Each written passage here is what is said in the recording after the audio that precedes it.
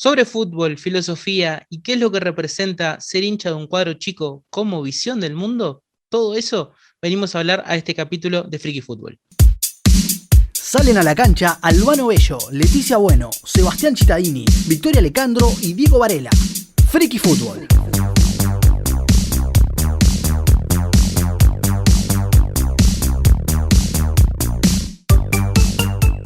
Bien, y para hablar de esto, como les decíamos, vamos a estar hoy en Friki Fútbol con una charla distendida, con bastante tiempo, como nos gusta a nosotros, para poder entrever un poquito de las cosas de la vida, de reflexionar sobre el fútbol y todo lo demás. Y por eso vamos a estar recibiendo a Marcelo Fernández Pavlovich, que es profe de filosofía, magíster en filosofía y que además es un amigo de la casa porque en la Uniradio, la radio donde nosotros salimos al aire, forma parte del programa El Filósofo Ignorante de hace ya varias temporadas. Marcelo, un verdadero gustazo recibirte hoy en Friki Fútbol.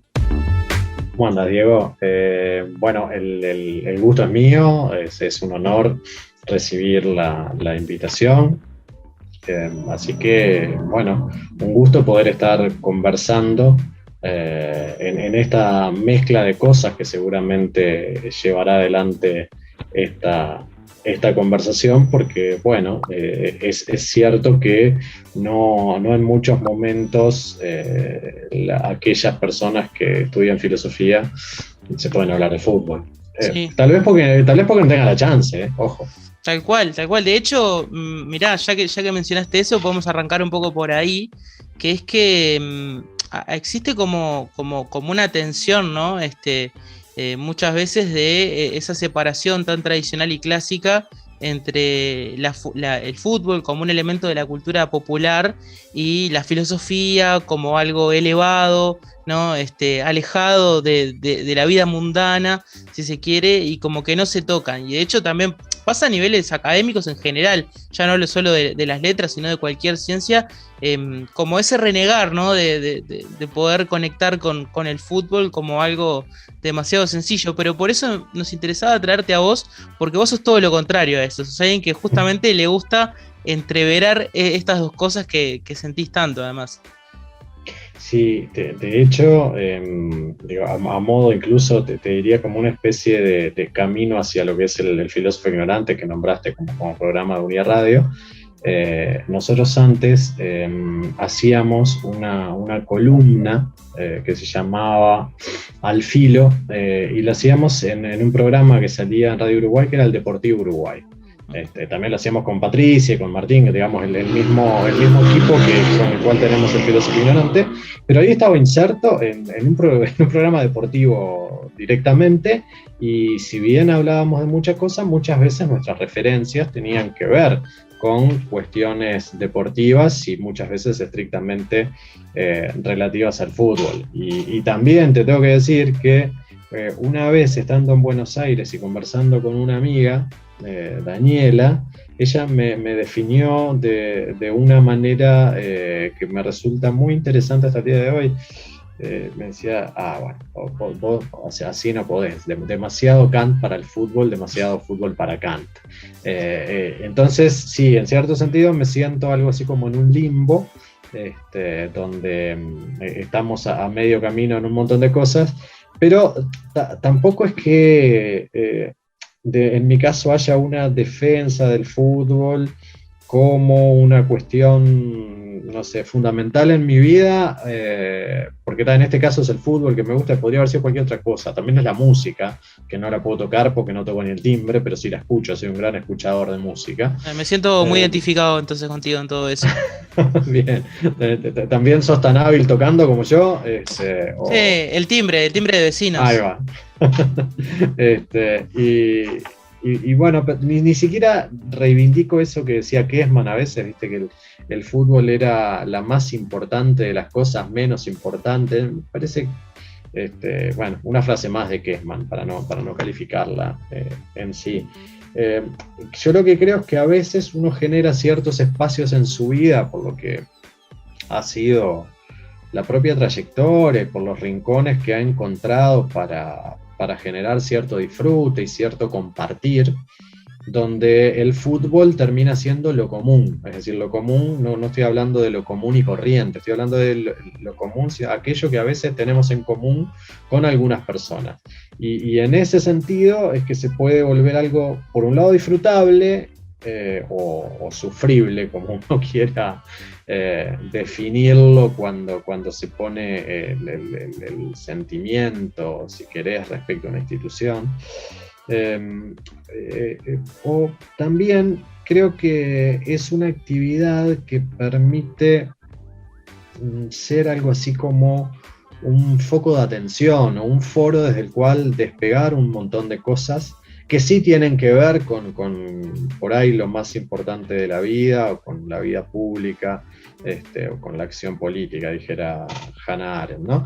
Pero a su vez también hay algunas cosas que desmitificar, porque si bien es cierto que parece ser que la filosofía y el fútbol extrañamente se tocan y que parece que estamos alejados, con un montón de colegas charlamos en los pasillos muchas veces de ciertas cosas vinculadas al fútbol, ¿no? Entonces, es más, te podría nombrar, no lo voy a hacer simplemente para no dejar gente afuera y por no nombrar gente al cierto, ¿no? Pero colegas que son filósofos, algunos de los más importantes de este país, te diría, y son bastante futboleros, y los dos casos que me vienen a la mente, además, son hinchas de Cuadro Chico.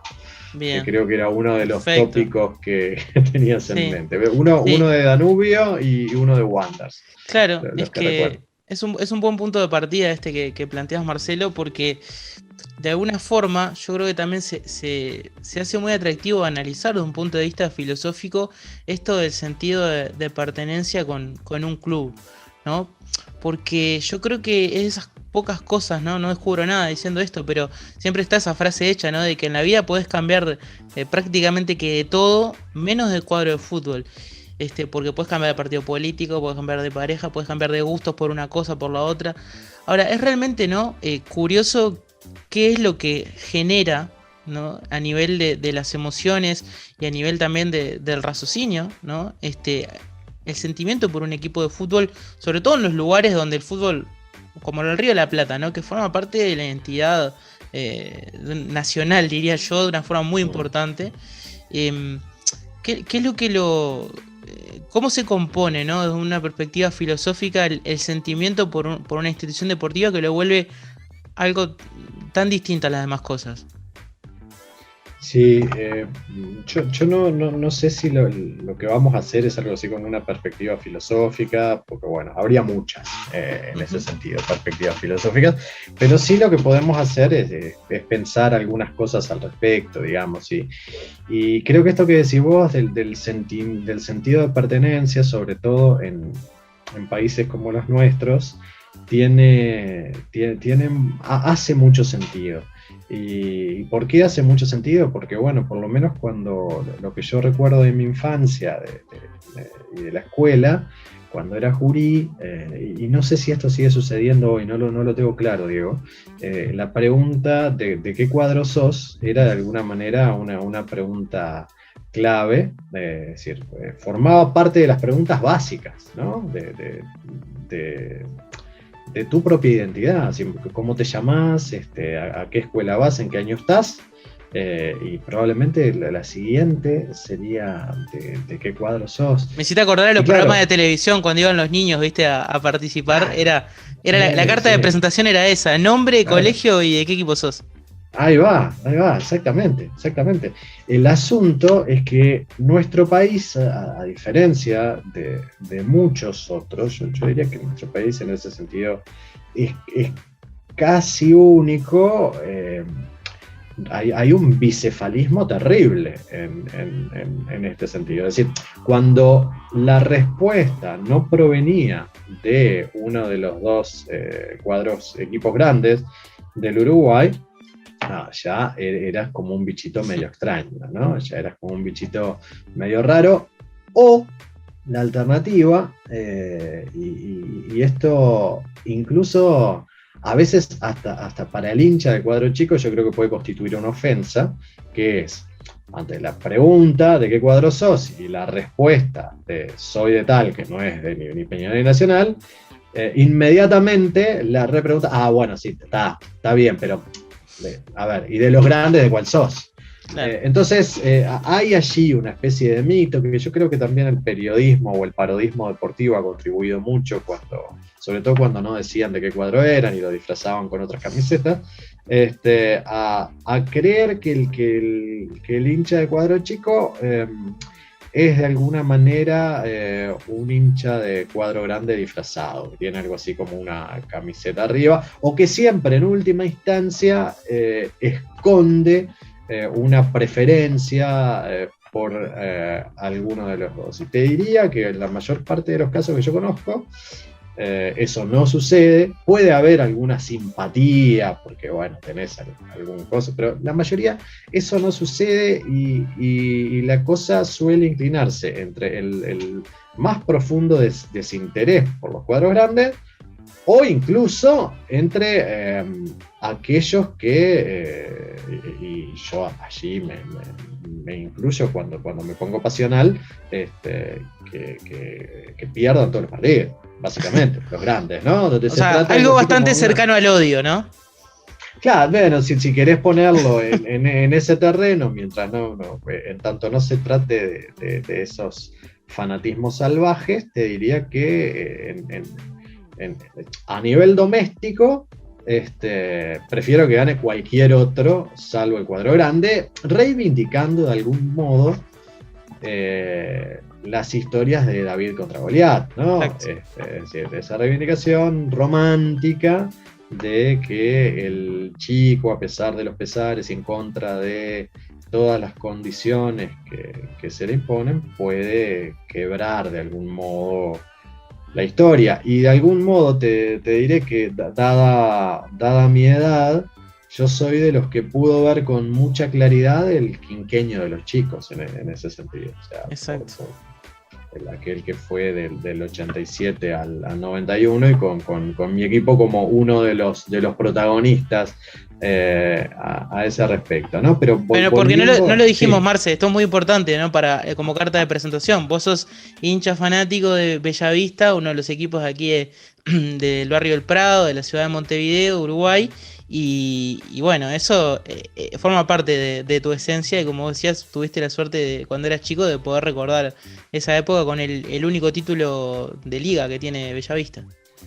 Bueno, si me pongo peleador te diría que incluso eso es polémico, lo del único título de liga, porque por allá por el año 26, en un momento donde hubo un campeonato que quedó estanco en la AUF, porque había unos líos de que Peñarol se había ido de... El famoso cisma, sí. Ahí va, habían creado otra asociación, pero hubo un campeonato que hubo dos series, una tenía Bellavista y la otra tenía a uno de los grandes, no me acuerdo cuál, porque el otro estaba escindido, y esto, nosotros ganamos nuestra serie, esa final entre los dos ganadores de las series nunca se jugó, y el cuadro grande en cuestión reivindica el título para sí, así que nosotros podríamos reivindicarlo. Perfecto. Pero te estoy peleando nomás, no, está bien y es válido.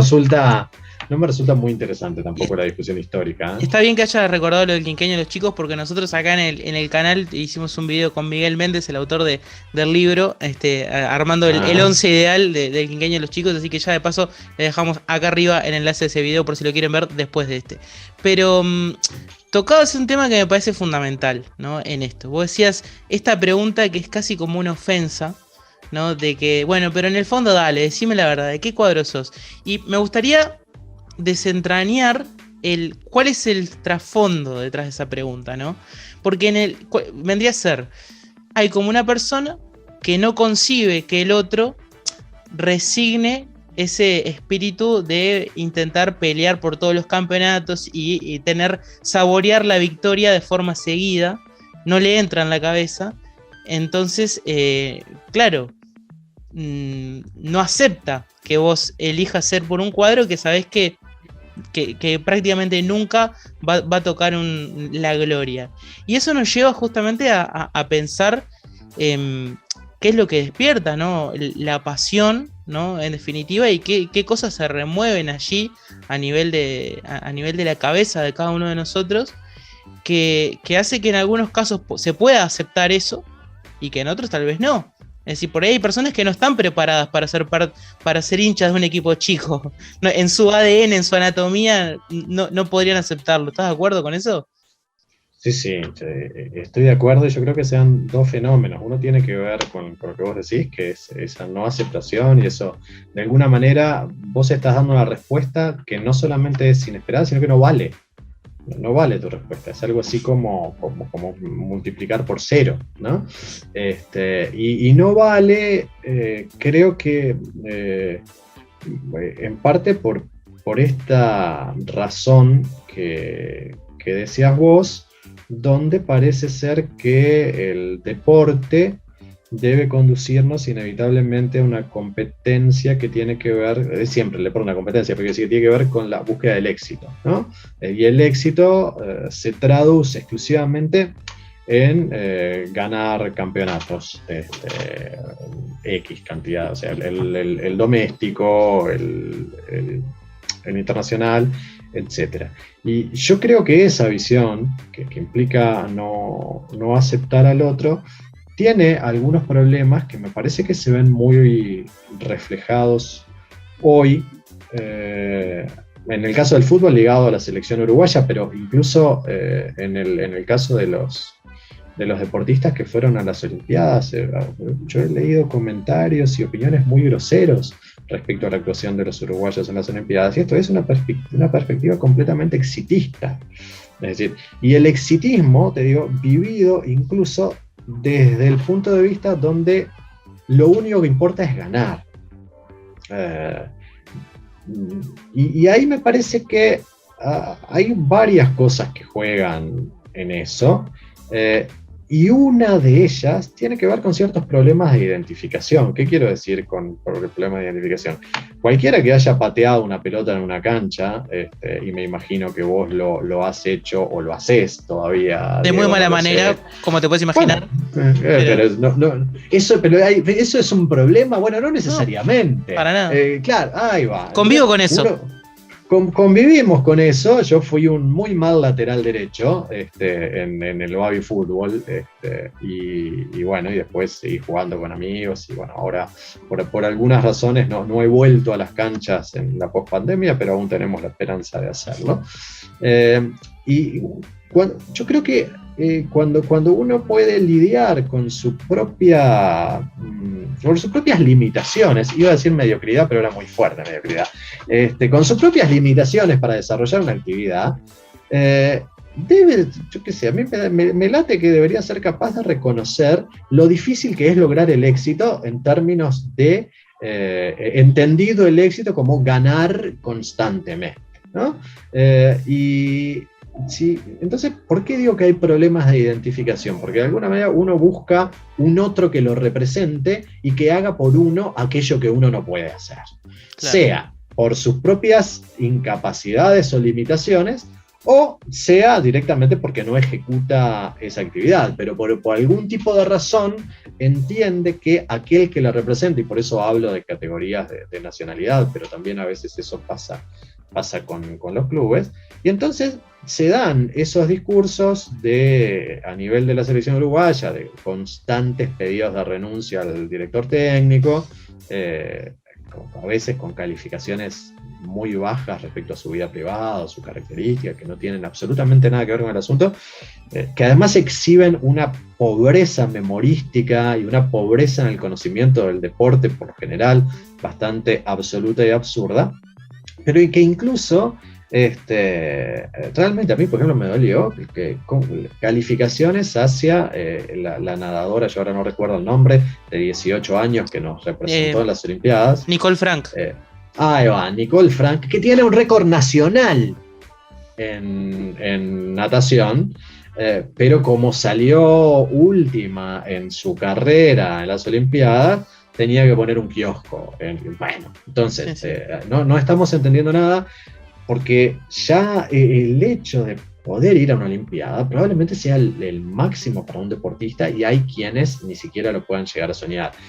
El equivalente del fútbol, el poder ir a un mundial o el poder estar en una selección, debe ser algo, imagino, como proyecto soñado para un deportista. Pero es muy fácil sentarte del otro lado de un teclado, cómodamente. El deporte es ese, teclear, ¿no? De alguna manera, incluso solicitar que el otro no participe más de un deporte o que pierda el trabajo, o ese tipo de cosas que creo que jamás se lo diríamos a un compañero de trabajo o a un amigo en otras actividades. Entonces me parece que a veces que el deporte nos da permiso, por eso me parece interesante, y por eso te decía, Diego, en esta cosa del deporte como una plataforma para un montón de cosas. El deporte creo que todavía sigue dando permiso para algo bastante terrible, que es el comportamiento políticamente incorrecto a full. Y no es que yo defienda solo lo políticamente correcto, pero creo que desde ciertas perspectivas de derechos humanos o de reconocimiento hacia la persona del otro, hay cosas que no deberíamos permitir. Y me parece que esto que decía vos tiene que ver con eso. Cómo este tipo me dice que es hincha de un cuadro que nunca va a ganar nada. Porque la perspectiva es esa, nunca va a ganar nada. Significa que desde esta lectura del mundo, si ese equipo del que estoy hablando, por ejemplo Bellavista, sale campeón de la C o de la B, suponete, es no ganar nada. Claro. Y la otra, me parece, el otro camino, la otra lectura que tiene esa respuesta inesperada es no saber qué hacer con la persona que te da esa respuesta. Porque cuando vos preguntás de qué cuadro sos y lo haces desde una perspectiva esperando un Peñarol o Nacional, esperás algo así como un compañero de batalla o un amigo en esta cuestión, o esperás un rival o alguien a quien tomarle el pelo, ese tipo de cosas. Y con esta otra persona no saben qué hacer. ¿Cuál es el tratamiento que debo darle a una persona que no forma parte de mi esquema? Que va a ser un perdedor absoluto. Entonces me parece que allí hay como una lectura que no solo es bicéfola, que a veces es miope, y que hace del deporte un disfrute diferente, por lo menos. Yo no digo mejor ni peor, pero un disfrute bastante diferente al que puede llevar adelante el hincha de cuadro chico. Es decir, y te lo voy a poner como un ejemplo. Del mismo modo que yo jamás voy a ver a mi equipo ir a participar de un mundial de clubes, ponele, o jamás va a ganar un torneo internacional. Es algo que ni siquiera figura entre las expectativas más locas, menos hoy con el presente de mi equipo. Hace unos 20 años más o menos no era algo tan loco, porque estaba Bellavista en sus buenas épocas. Te diría que incluso hace 10, en el 2011 fue nuestra última competición internacional cuando participamos de una sudamericana. Claro. Y te pongo ese ejemplo, mirá, ese mismo ejemplo, no iba a poner otro, pero te pongo ese ejemplo. Copa Sudamericana, y tuvimos la suerte de ir a Chile con unos hinchas de Bellavista. Y eso significó que hiciéramos el reconocimiento del campo de juego en San Carlos de Apoquindo, el complejo espectacular que tiene la Universidad Católica en Santiago, y fuéramos con los jugadores, estuviéramos ahí adentro de la cancha con los jugadores, pisando el césped de San Carlos de Apoquindo. Sí, seguramente para el hincha de cuadro grande promedio no suele ser algo que tenga muy a mano. Y esto no te estoy diciendo que éramos dirigentes, nada, éramos los que fuimos, no éramos nada. Lo que pasa es que, claro, en la perspectiva de la pequeñez que tiene el grupo social llamado Club Atlético Bellavista, hace que de alguna manera vos te conozcas más o menos con todos. Y yo te diría, Diego, que si vos conocés a algún hincha de Bellavista, yo estoy seguro que lo conozco. Claro. Capaz que no por el nombre, capaz que vos me decís Roberto López y yo te digo no tengo la menor idea quién es. Si va a la cancha, mostrarme una foto que enseguida me doy cuenta. Entonces hay allí el disfrute de otras cosas y de otros detalles que no son ni mejores ni peores, pero que son distintos y que se dan en unos ambientes y que en el otro no.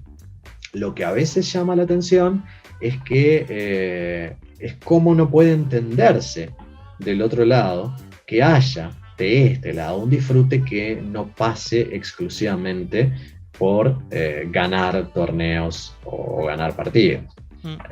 Y te lo digo ahora, incluso eso se vio reforzado absolutamente cuando mi equipo no participó por 3 o 4 temporadas por el tema de las deudas, bla, bla, bla. Bueno, ese fue un momento bastante desorientador de mi vida, te diré, ¿no? Como que te mueve en el norte de la brújula y es como... ¿no? Es muy raro. Yo de hecho escribí en aquel momento un artículo para la revista Túnel que se llamaba Para mí se murió el fútbol. Ese día se murió el fútbol. Obviamente como una metáfora, y seguía viendo a la selección y seguía viendo a mi otro equipo de lo cual te hablaré ahora porque no te quise desmentir, pero lo haré en los próximos minutos.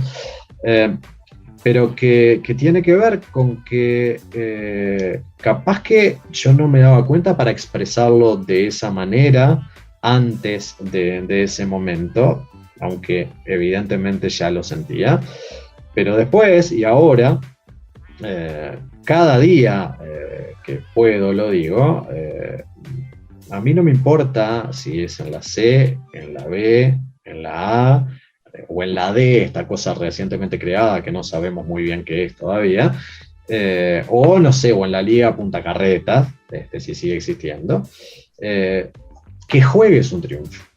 Así que ese equipo que yo iba a ver con mi abuelo, no porque mi abuelo fuera de Bellavista, así que te hago la historia también, pero ese equipo que iba a ver con mi abuelo siga jugando. No me importa bien cómo, dónde, y no me importa mucho el resultado. Obviamente cuando vas a la cancha querés ganar, eso siempre pasa, y si te hacen un gol en la hora te vas a calentar, pero... Es parte de, o sea... Claro, es parte de, pero también es por eso te digo, cambia, me parece, cambia mucho el tipo de disfrute en función del el grupo al cual vos pertenecés. Sí, es que... Para mí, hoy que juegue, ya está. Sí, la conexión emocional, ¿no?, que tiene el hincha con el club puede ir como por distintos lugares. Y creo que vos ahí nos diste un buen ejemplo. Un poco trazaba imaginariamente un paralelismo mientras vos lo ibas contando, claro, con esa dinámica que se da entre, por ejemplo, la de la escala humana, ¿no?, de un pueblo, ¿no?, y los vínculos que hay entre una comunidad de 200 personas y la de el sentimiento de pertenencia que puedes tener con una ciudad gigantesca de por ahí 10 millones de personas que no tiene punto de comparación, ¿no? Es como que la construcción de sentido va completamente por otro lugar.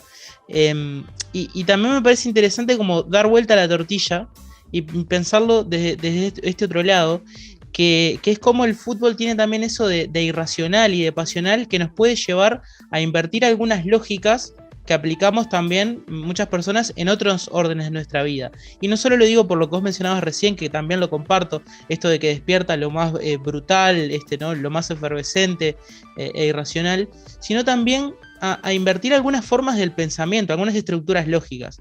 Como por ejemplo, la que se me viene a la cabeza es, no sé, personas que, por ejemplo, en el ámbito político y de la militancia social, siempre construyen un discurso, ¿no?, en contra de lo hegemónico, y de luchar contra el poder establecido y todo eso, que yo también me siento identificado en eso, pero yo también en este caso pongo los papeles sobre la mesa y digo, yo soy hincha de Peñarol, soy hincha de un cuadro grande, y eso no me hace ruido, ¿Y por qué no me hace ruido? Porque en realidad en este caso yo tendría que darme cuenta de que soy parte del sistema hegemónico, del poder, ¿no? Pero eso me parece también como súper interesante de desgranar, de cómo el fútbol nos permite también esas contradicciones a las personas. Sí, yo creo que el fútbol, digamos, permite ese tipo de cosas que no se permitirían las personas racionales en otros ámbitos, que incluyen eso, o que incluye hacer un gol en la hora con la mano y en Orsay, y lo festejás igual, y te parece que está bien, ¿no? De alguna manera, ¿no? Todo aquello que no permitirías o que te indignaría en otras instancias de la vida, no se dan en el fútbol y se invierten esas lógicas. Yo ahí lo que sí te quiero confesar es que a mí no me pasa. ¿Qué quiero decir esto? Yo en ese sentido tengo algo así como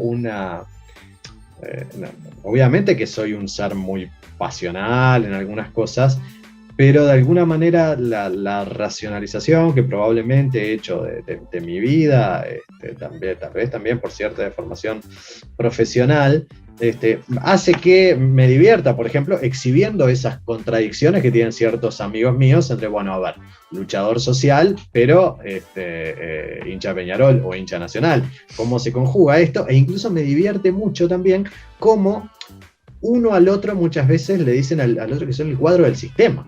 Sí, es decir, ¿no? Es decir, el hincha Peñarol y el Nacional, que son el cuadro del sistema, asociado al grupo que lleva adelante la televisación, ¿no? Y lo mismo del otro lado, y los dos creen estar cocinados por los jueces, ¿no? Es bastante divertida esa oposición, porque de alguna manera a veces de este lado, de decir, ¿en serio están discutiendo ese tipo de cosas? Porque ¿Qué dejas para mí entonces, no? Claro, pero es que realmente da la sensación de haber una pérdida brutal de perspectiva, sí. Que yo no le digo que el hincha de Cuadro Chico no lo tiene, porque probablemente, capaz que, no sé, que en su momento le pasaba a Danubio respecto a otros, ¿no? Digamos, aquella que el pez grande se come al mediano y el mediano se come al chico, y así sucesivamente. Pero de algún modo es interesante esta historia de cómo aquellas personas que intentan pelear contra lo hegemónico en estos procesos muchas veces sucumben, ¿no? Digamos, es como la tumba de los cracks, el fútbol, porque es de alguna manera donde nos permitimos cosas que no nos permitiríamos en otros planos. Pero creo que asimismo, me parece que en ese sentido, el fútbol, desde ese mismo lugar, tendría la potencia como para sensibilizarnos y quebrar determinadas lógicas desde otro lado, ¿no? Es decir, podríamos aprovechar ese espacio para, no solo para otra forma de sentir el fútbol o pensar el fútbol, y cuando me refiero a otra forma me refiero a ese dicho de estar en contra del fútbol moderno o del fútbol absolutamente de mercado, donde hay cifras astronómicas que a uno le parecen obscenas realmente, o determinadas lógicas que hacen que los jugadores jueguen partidos a las 12 del mediodía o cuestiones por el estilo, sino también desmitificar aquello que acá en Uruguay sigue estando presente y pasó ahora con las propagandas que la AUF vetó en la eliminatoria respecto a la propaganda respecto al referéndum en contra de la LUC, ¿no? Diciendo que no se podía en este tipo de competencia realizar propaganda política, lo cual yo diría que es doblemente o triplemente hipócrita. Es hipócrita primero considerar que el fútbol no es político, así que hay un divorcio allí entre una cosa y la otra, pero lo peor de todo es que si recordás épocas directamente electorales, de campaña electoral, recordás inmediatamente propagandas en el Estadio Centenario de la lista tal o cual. Así que, la hipocresía a ese nivel es terrible, pero bueno, desde allí quebrar esa lógica que hace de alguna manera como si el fútbol fuera algo neutro e impoluto que no tiene que ver con las categorías políticas que nos hacen como sociedad.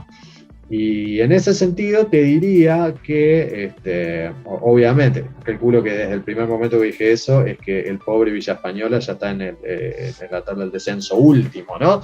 Pero claro, a uno le genera grandes simpatías Villa Española, y a mí me genera una gran conexión con el otro cuadro que realmente me siento hincha, que me hice hincha de forma distinta, pero realmente me siento muy hincha y tuve la posibilidad de ir a la cancha y me prendo todos los fines de semana a verlo por internet, que es el San Pauli, donde allá vemos el escudito en el fondo exactamente de tu pared, Diego, uh-huh. Que tiene que ver con una aproximación al fútbol de un modo diferente, es decir, como un lugar que por sus características puede ser un lugar en lugar de ser el lugar donde descargamos nuestras frustraciones, insultamos a los otros y los vivimos como, ya no como rivales, sino como enemigos acérrimos, a los cuales a veces cantamos que hay que matarlos y a veces los matamos. Bueno, vivir el fútbol como un lugar de promoción de plataforma de derechos. Y más allá de que el San Pauli tenga dentro de sus estatutos principios en contra del sexismo, de la homofobia, y de alguna manera es algo que está instituido dentro del club, bueno, que el club sea la plataforma para poder desde allí promover los valores que de repente queremos para la sociedad. Entonces me parece que en ese sentido, por eso te decía que hay de alguna manera, que en eso que te iba a desmentir, sí, soy hincha de Bellavista, pero también soy hincha desde este otro club y digamos que arribo a ser hincha de dos formas muy distintas. Una puramente por el corazón, y realmente si me preguntás por qué soy hincha de Bellavista, yo no sé por qué soy hincha de Bellavista, no te podría contestar, porque ni siquiera tengo la facilidad de responder, bueno, sí, porque mi padre era hincha de Bellavista. Yo en realidad soy hijo de un tipo que era hincha de Cerro, y que su padre también era de Cerro, pero no iban a verlo nunca. Eran otra cuestión que no les interesaba demasiado, pero no por no ser futbolero, sino que no sé muy bien por qué. Y por otro lado, bueno, a mi madre nunca le interesó el fútbol, se hizo hincha de Bellavista porque yo era Bellavista y nada. Bueno, bien, te siguió ahí. Sí, claro, bueno, en ese sentido hemos hecho escuela, te diría, Diego. Y mi abuelo materno, que fue quien me hizo jugar al fútbol, quien me llevaba a la cancha, era hincha de Wanderers. Rival, o sea. Sí, que sería, claro, que sería como una especie de rival en esa cuestión del clásico del Prado. Yo creo que ahora está como mucho más de moda esta cuestión de que todo equipo busque su rival clásico para ver a quién insultamos o con quién nos enojamos más. Y a veces se generan ciertas rivalidades incluso absurdas, como sí. Racing Fénix, ese tipo de cosas. Así, ¿por qué? ¿Por qué se da eso? Y en el Prado eran más bien, en esta cuestión, Wander, River, Bellavista, Wander, algo un poco, bueno, son los vecinos del Prado, bueno, chicos, pero no había nada que lo convirtiera en una rivalidad mucho mayor, y de hecho a mí los equipos del Prado me caen simpáticos si es que consideramos que River es del Prado, que es como una discusión aparte todavía, porque los de la Dársena por algo son de la Dársena, en ese sentido, eso dicho más jocosamente que otra cosa, pero en realidad lo que pasa, mi abuelo iba a ver a Wander cuando jugaban en el Prado, porque quedaba cerca, vivían en Capurro, y no íbamos, si jugaba Wander, no sé, en la cancha de Danubio o en la cancha de Cerro, no íbamos, no. Pero, y a veces íbamos a ver algún partido en el Prado, y las canchas que nos quedaban más cerca eran la de Bellavista y la de Wander, y se ve que a mí de Urí me gustaron más los colores de Bellavista, o por ser un poco contra. En realidad no tengo una explicación muy clara de por qué soy Bellavista, más allá de esa familiaridad. Claro, no de por qué Bellavista y por qué no Wander, no lo tengo, realmente no lo tengo claro. Eso luego yo también tengo que confesar, cuando era más chico, de haberme puesto toda la camiseta vida por haber, fui de Peñarol, fui de Nacional, fui de Boca, de River, Yo consumí fútbol desde muy chiquito. Yo soy cosecha 75 y, por ejemplo, recuerdo claramente a Maradona jugando en Boca y viéndolo los domingos de noche en la tele cuando daban el fútbol argentino. Y bueno, digamos, también el fútbol argentino en aquel momento estaba muy presente en mi vida. Ahora, es muy distinta la forma en que me hago hincha del San Pauli, que está bien, hubo una cuestión de proximidad como con Bellavista, porque tuve que conocer, hubo el azar y la necesidad me llevaron a ese lugar en un momento de mi vida. Ese lugar es Hamburgo, está. Pero acá hay una construcción ideológica. Yo me arrimé a un lugar donde lo que me atraparon fueron los valores que se defendían ahí. Claro que, nuevamente, seguro, es mucho más fácil para un hincha de Bellavista esto. ¿Por qué digo mucho más fácil? Porque, claro, ya mis expectativas de ganar campeonatos no son algo habitual y por lo tanto. Ahí estabas, ya estabas hecho el proceso, ¿no? Claro, ese proceso ya estaba, digamos, porque digamos que si vos pensás en Alemania, bueno, el Bayern Múnich sería el equipo ideal para aquellos que totalmente ganar campeonato. De hecho, déjame hacer un paréntesis con eso, porque vos sabés que yo siempre hago bromas con mis amigos y digo, yo me pongo en la piel de un hincha del Bayern Múnich y ganan todos los años prácticamente. Yo tengo es terrible eso. No, sin duda que es terrible, a todo nivel, ¿no? Pero aparte yo tengo la teoría de que el hincha de Bayern Múnich recuerda más las campañas de los años que no ganaron que es todo lo contrario al de un hincha común, ¿no? Que dice, no, ¿te acordás el año del campeonato aquel? Jugaba el 9. No, yo estoy seguro que el hincha de Bayern Múnich tiene ese proceso mental, pero a la inversa. Le dice, no, claro, aquel año, ¿te acordás que fue el único que no ganamos en esos 20 años? Jugaba aquel de 9 porque fue el que erró todos los goles. O sea, me parece muy loco, muy loco. La épica inversa, ¿no? Sí, totalmente, claro, totalmente. Pero yo digo, debe ser, no sé, calculo yo no sé muy bien lo que se siente en ese escenario, te podrás imaginar, pero debe ser como un poco aburrido, es decir, que la expectativa que uno tiene como hincha, porque luego se da el desplazamiento, ¿no? Así, luego está, bueno, a ver qué ganamos afuera, porque en realidad claro, y sí, se traspola un poco. Ya está cerrado. Pero bueno, en este caso el San Pauli, un cuadro de la Bundesliga 2, que también estuvo por desaparecer en un momento, y que en realidad no, obviamente que calculo que querrán subir, pero no está dentro de las expectativas primeras e inmediatas y no hay ninguna tragedia por no subir. Probablemente sí fuera bastante oscuro en caso de que bajara a tercera, incluso por una cuestión de que están ligadas a las difusiones de los campeonatos y ese tipo de cosas, ¿no? Pero bueno, allí hay de alguna manera me permití algo que creo que no es usual, que es el poder elegir, es decir, poder pensar en elegir un cuadro. Alguien me dirá, bueno, elegiste uno de Alemania. Sí, bueno, es cierto. Pero bueno, también, capaz, quien te diga, Diego, que en algún momento acá pueda elegir a Villa Española, sin que implique una renuncia a porque hay algo que sí es cierto y que yo comparto contigo, por lo menos a mí no me pasa por la cabeza que, claro, es como no entregaría el carnet de Bellavista. Es decir, no puedo. No puedo quitarme eso, porque ya forma parte de la identidad. Forma parte de la identidad.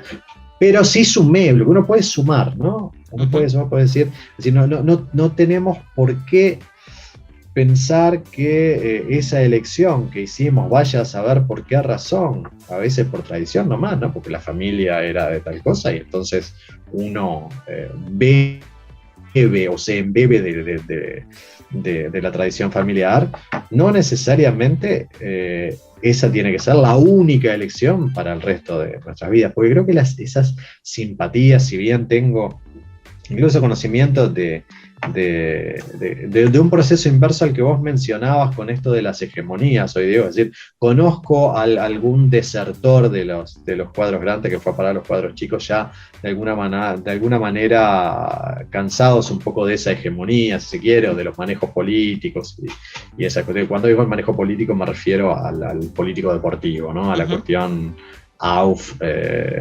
Tenfield, jueces, colegio de árbitros, etcétera, cansados de ciertos manejos dirigenciales, ya, creo que es mejor en este caso que la palabra político, que me parece mucho más amplia. Se recostaron en algún cuadro chico, pero imagino yo que esos hinchas sí estará la simpatía por el ex club que iban a ver cuando eran pequeños. Claro, incluso me parece, ya que hablabas esto, tocabas de vuelta el tema de la hegemonía, me parece interesante hasta analizar desde el punto de vista de la denominación, porque con esto de si es correcto decir cuadros chicos, o ese término que se acuñó hace unos años como una especie de eufemismo, que es el del cuadro en desarrollo, porque a mí me hace pensar que no solo que tiene como eso malo de intentar esconder algo, que es lo de cuadro, sino que además tiene como un sustrato ideológico, es esto de decir, el cuadro aspira a llegar a otra cosa que son los cuadros establecidos. Y por ahí no, es como decías, la conexión que yo tengo con el club es esta, es distinta, es la de sentir una comunidad más pequeña y compartir otras cosas. No me metas por ahí en esa bolsa de en desarrollo, no aspiro a desarrollar nada, ya estoy desarrolladito, así como estoy. Sí, completamente de acuerdo. Creo que es un eufemismo en dos sentidos. Uno, el sentido en el que decís vos, que está bueno para desarrollar, pero también, y sin desarrollarlo mucho, creo que además en este país no están las condiciones dadas para que eso sea verdad. Es decir, no hay forma en que los cuadros chicos se desarrollen y sean más grandes que lo que son ahora, a no ser circunstancialmente, o a no ser que un pedo del destino, como que el Manchester City ya no sabe dónde poner plata, lo ponga en un cuadro sin hinchada acá. Pero te digo porque no me parece casual que sea Torque el club en el que haya invertido el City. Pero es decir, que quiero decir que no hay posibilidades de crecer porque no hay posibilidades de captar hinchas, porque el grueso del dinero se divide entre Peñarol y Nacional, y la liga no crece justamente por ese tipo de desigualdad absoluta que existe entre los grandes y los chicos. Así que ni siquiera, digamos, no hay andamiaje real para hacerlo. Pero luego está lo que decís, vos queremos ser eso. Porque yo creo que el hincha de cuadro chico tiene algo del groupie de la banda chica, ¿ah? Que ibas a ver a la banda cuando arrancó, que ibas a aguantarle los trapos en el garage, ¿viste? Cuando no lo veía nadie. Y capaz que después no querés que vaya el otro verano. No, claro. Porque después te digan, no. Yo iba cuando estos eran de verdad, cuando íbamos 10 a verlos, ¿sí, no? Claro, se vendieron. Claro. Se vendieron. Y eso también pasa con los cuadros chicos. Quiero decir, claro, cuando nosotros salimos campeones en el 90, el Nasasi estaba lleno. Para llenar el Nasasi, porque ya viste, es como una cosa. Llenar el Nasasi, te hablo. Bueno, ni hablar de cuando en el 68 llenaron como Huracán Buceo. Pues eso es otra historia del pasado. Porque llenaron el Estadio Centenario un domingo de mañana. Pero seguramente el 80% eran hinchas de cuadros grandes que fueron ahí a ver un partido de fútbol. Pero, y bueno, y luego, claro, cuando la situación se encauzó por cierta normalidad, donde ya no éramos campeones, bueno, ya iba otra cantidad de gente más adecuada a la normalidad de Bellavista. Pero sí creo que en ese sentido también hay cierto orgullo por esta cuestión de que somos pocos y nos conocemos. Hay algo de eso. De las peores cosas, entonces, estaremos de acuerdo que se puedan haber extrapolado es este término de la ONU, de tan setentoso de país en vías de desarrollo, que se lo haya llevado a los clubes de fútbol es tremendo. Tremendo, pero creo, insisto, en el plano de la realidad son de alguna manera como construcciones similares, porque ni los países en vías de desarrollo de los 70 se han desarrollado, ni los cuadros chicos se van a desarrollar en mucho más de lo que son. Sí, y volviendo a llevarte para Hamburgo, ¿no? Que además justo ahora hablabas de esto de las aspiraciones, ¿no? del San Pauli, que además, bueno, son algunos años particulares, si se quiere, también en la vida del San Pauli, porque también volviendo a tocar el tema rivalidades, ahora en la Bundesliga 2 tiene la particularidad de que hace 2 años están compartiendo la liga con el Hamburgo, que era algo realmente hace mucho tiempo inesperado, ¿no? Porque fue el equipo que descendió después de 54 años, y ahora tiene a los dos equipos, ¿no? El equipo grande de la ciudad y al otro, el que siempre...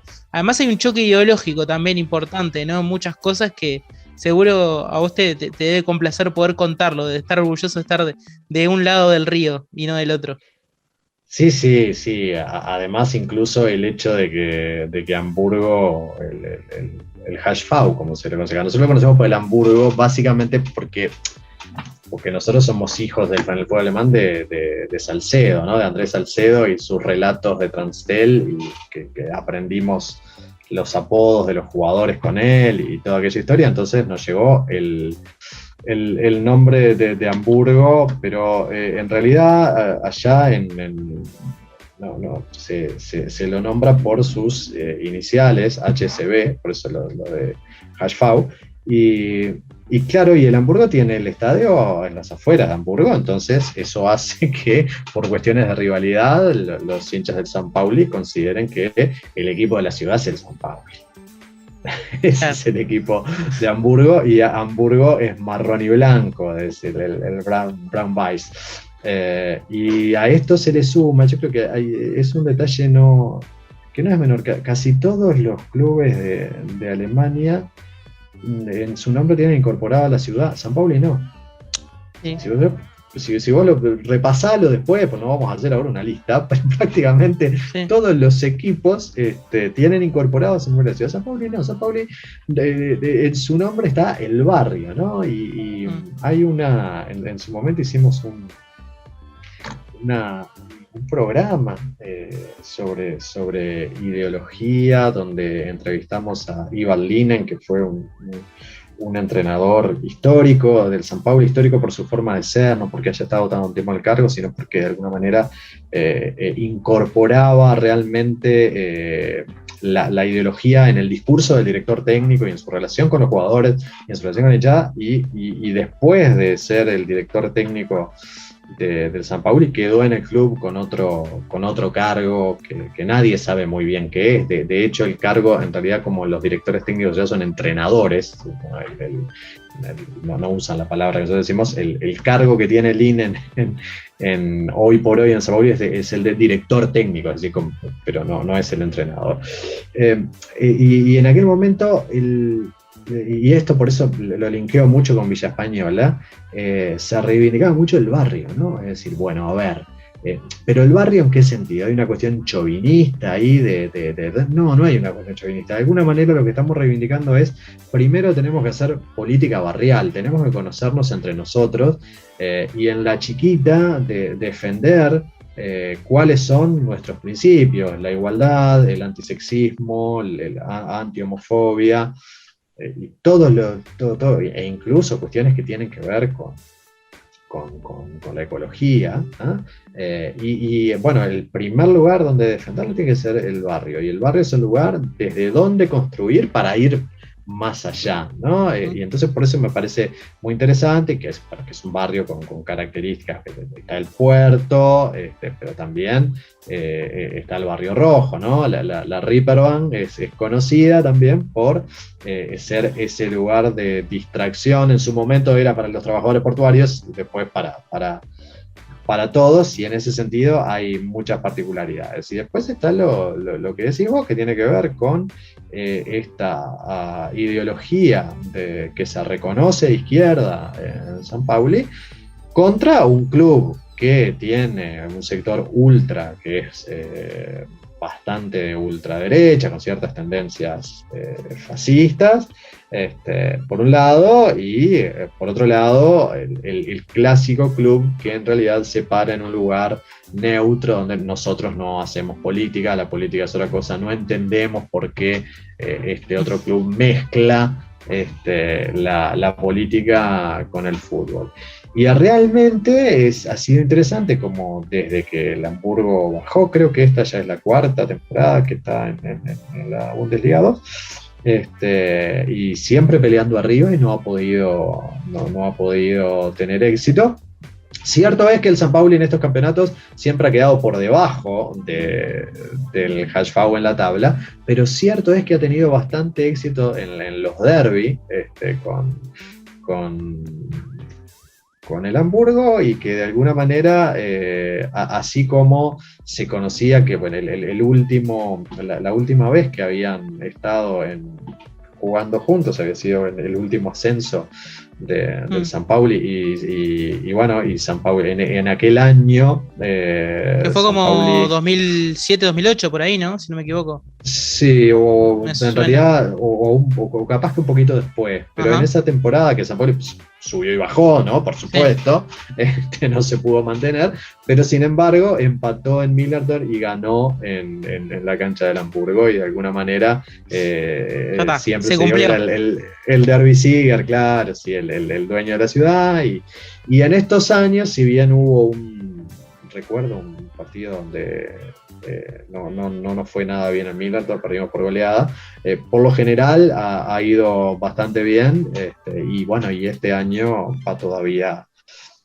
mejor la cosa, y veremos hasta dónde se llega, pero de nuevo, ¿no? Sin que sea tal vez el resultado lo fundamental, aunque obviamente ese es el partido que querés ganar por una cuestión de honor, donde David le pueda seguir tirando piedras a Goliat.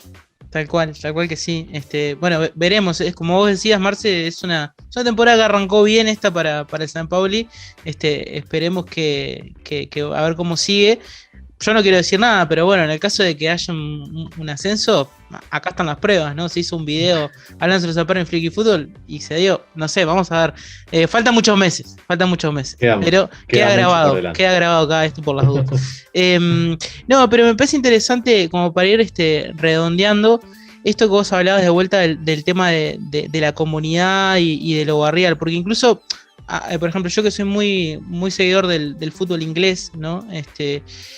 Acá, por ejemplo, desde Uruguay yo tengo la percepción de que hay muchas personas de que tienen una visión súper peyorativa de la cultura británica y de la cultura futbolística británica, y creo que muchas veces en buena parte es por desconocimiento, ¿no? Sobre cómo funcionan algunas cosas, porque yo creo que en Inglaterra es de los lugares donde justamente mejor cuaja toda esta cuestión, ¿no? Justamente de construir algo de valores en torno a un club de fútbol y en torno a una comunidad, porque un poco es el origen justamente, ya no solo del fútbol, sino de esto de decir, tenemos tantos clubes de fútbol prácticamente que no los podemos ni contar, de tantas millones de ligas, en cada esquinita donde ha ido gente en Inglaterra hay un club de fútbol, y cómo eso aúna a la gente para generar por ahí distintos lugares. A veces obviamente no tiene esta conexión ideológica, por supuesto, pero sí por lo menos el hecho de decir, mejoremos el entorno y lo que somos en este lugar.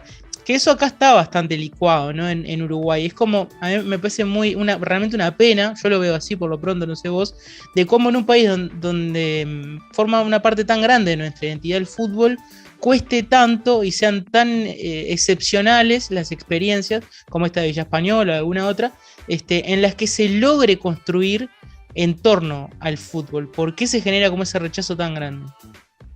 Mira, yo creo que ahí suceden 2 o 3 cosas, ¿no? que dan para conversar mucho. A ver, a mí me parece que, por un lado, acá hemos ido perdiendo progresivamente mucho barrio, más allá de que no se haya construido esto que vos decís en el pasado. Pero a mí me parece que en otras épocas, cuando digo en otras épocas, no me refiero a los 50, ¿no? Yo qué sé, mi infancia, digamos, el valor del barrio era algo interesante, pero claro, no se apoyaba de repente en un club de fútbol, pero por ejemplo la Comisión Fomento de la Escuela era clave, ¿no? Y también a veces el club de baby fútbol tenía lo suyo. A mí me parece que hemos ido perdiendo ese anclaje en el barrio. Tanto lo hemos ido perdiendo que las calles ya nos son ajenas. Probablemente nos son ajenas por esta cosa que estamos compartiendo vos y yo ahora, por ejemplo, en una pantalla, ¿no? Entonces, a estar con la pantalla estamos acá adentro, no estamos allá afuera. Pero también porque las calles han sido copadas por los autos. Yo vivía en un barrio que era el barrio de Veras, porque era de las casas rancho de lata por fuera y por dentro madera, ¿no? Jacinto Vera.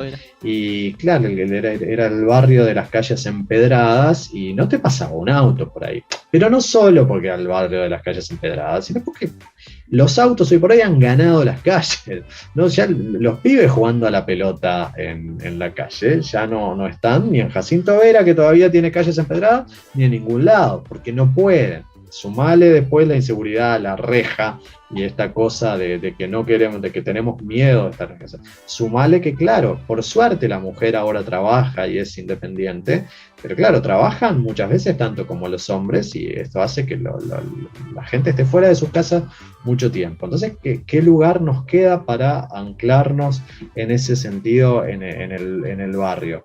A mí me parece que sería muy importante anclarse en el barrio, si querés en el barrio de tu trabajo o donde sea. A mí me parece muy importante porque en las sociedades contemporáneas, que son muy complejas desde lo político, es decir, cuesta muchísimo, salvo en el momento post-dictadura, cuesta muchísimo hacer cosas colectivas e intercambiar con los otros.